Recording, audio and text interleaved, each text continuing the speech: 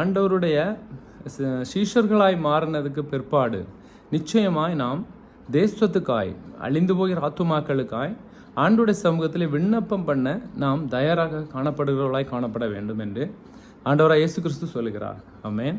ஆண்டவர் சொல்லியிருக்கிறார், ஆமென், உங்களுக்காகவும் உங்கள் கூட உள்ள மக்களுக்காகவும் உங்கள் ஜனத்திற்காகவும் தரப்பில் நில்லுங்கள் என்று ஆண்டவர் சொல்லியிருக்கார் பல முறை. இதிலேயும் எசேக்கியேலில் சொல்லப்பட்டது போல, நீ ஆயத்தப்படு, உன்னோடு கூட உள்ளவர் எல்லாரையும் ஆயத்தப்படுத்து, தேவனுடைய ராஜ்யம் கட்டப்படும்படியாய் தேசத்திலே நடக்கிற அசம்பாவிதங்கள், பாவங்கள், சாத்தானுடைய கிரியைகள் மேற்கொள்ளாதபடிக்கு தேசத்தை ஆண்டவர் பாதுகாக்கும்படியாய், தேசத்து ஜனத்தை ரட்சிக்கும்படியாய், குறிப்பாக எழுப்புதல் வரும்படியாய், உலகம் முழுவதும் எழுப்புதல் வரும்படியாய் ஆண்டவர் இன்றைக்கு எழுப்புதல் தீவிரமாய் நடந்து கொண்டிருக்கிறது. ஆண்டவர் கிரியை செய்து கொண்டிருக்கிறார்.